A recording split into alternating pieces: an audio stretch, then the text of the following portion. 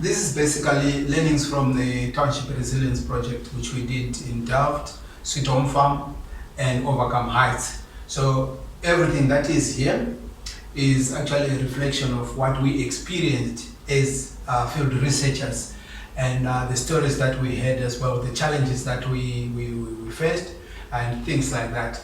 And I think it is important now, but in this case, we decided perhaps it was time to do something different, and we had to look at some of the things that we normally do. We visit sites, we explore infrastructure and demographic characteristics, and we observe activities that are happening in an area. Before we do anything, we do literature analysis, we look at geospatial data that is available, and we assemble a good team to do the. We train that team as well, and this is one of the things that I really thought was different from how we did the Township Resilience Project. We had no time to assemble a team, we had no time to train them, we had no time to go through the questionnaires and things like that. Fortunately for us, we always have a team ready in most of the townships that we work in. So if you look at these photos, they reflect different teams that we worked with in different sites.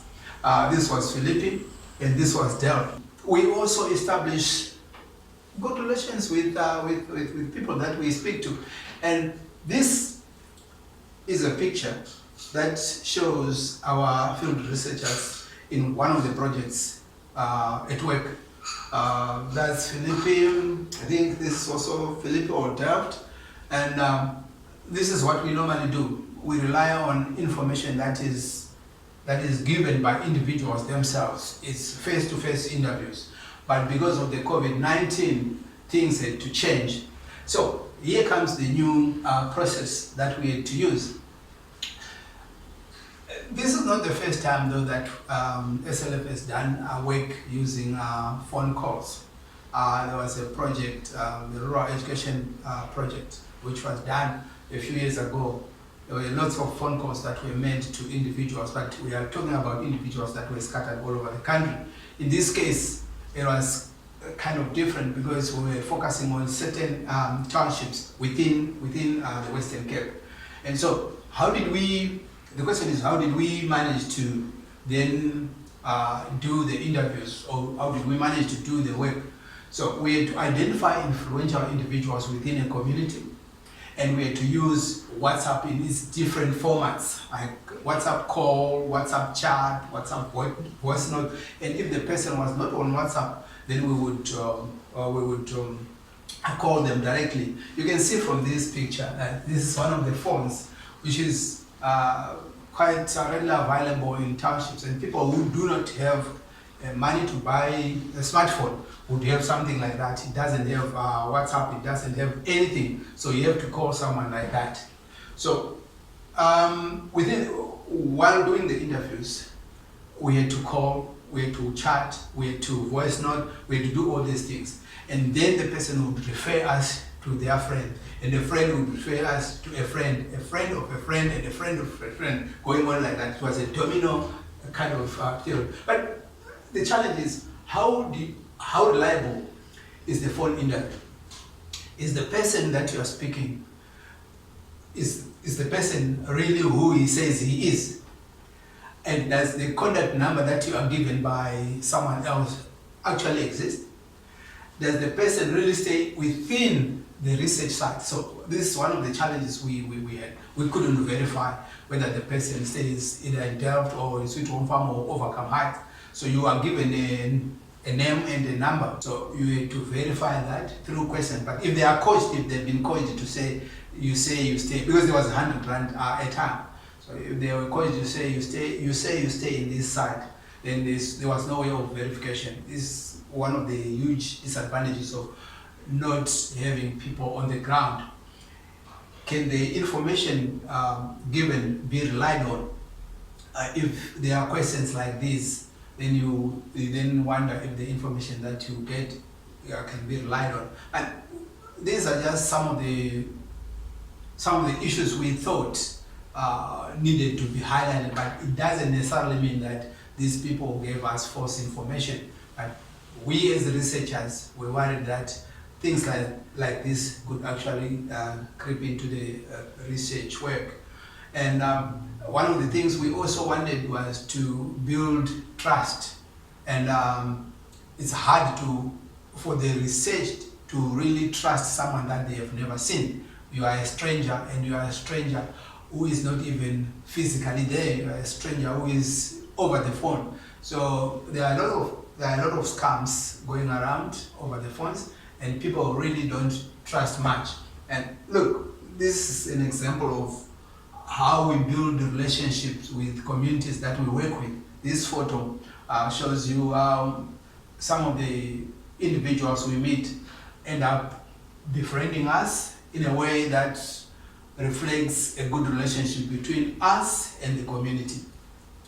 And in these 3 sites, Delft, Sweet Home Farm, and Overcome Heights, these are some of the things we really experienced.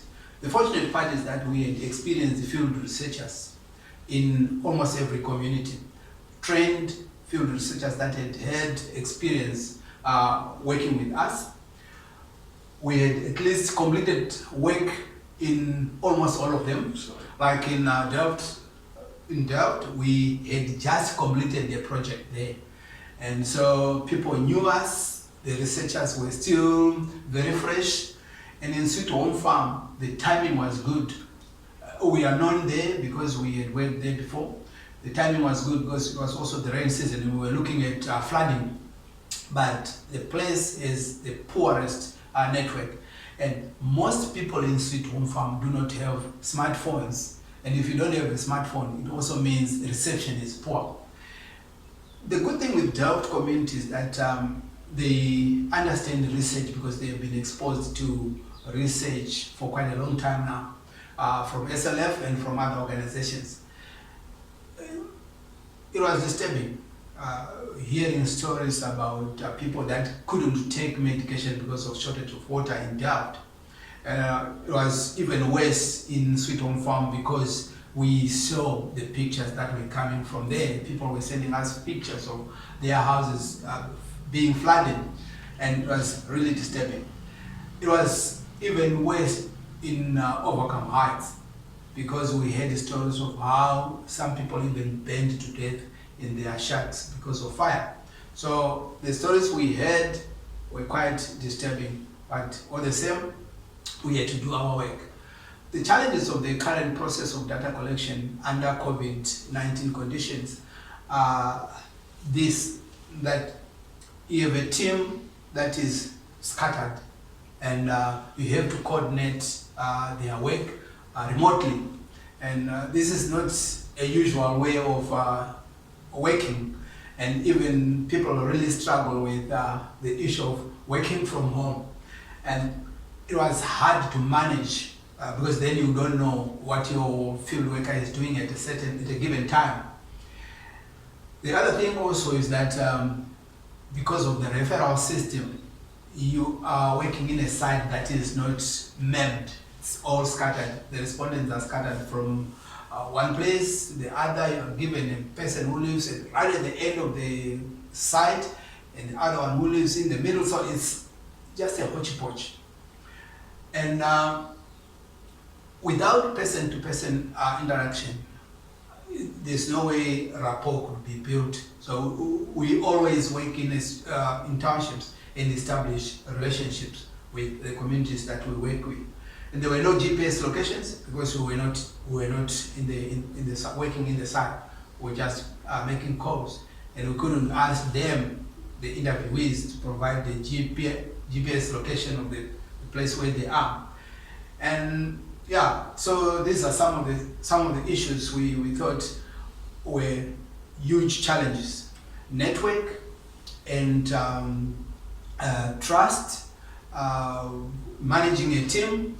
But above all this, the project was a huge success. We managed to interview over 600 people within a very short period of time.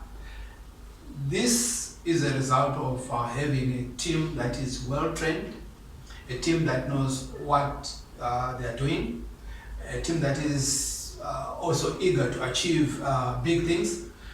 And we had a background office team that was checking the quality of data.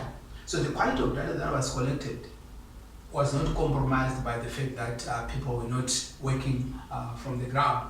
So the team worked very well, everything went well, and I wouldn't hesitate recommending using this kind of data collection if COVID-19 persists, because the information we got was quite reliable. Some people were really excited to take part in the interviews, and they gave really valuable information.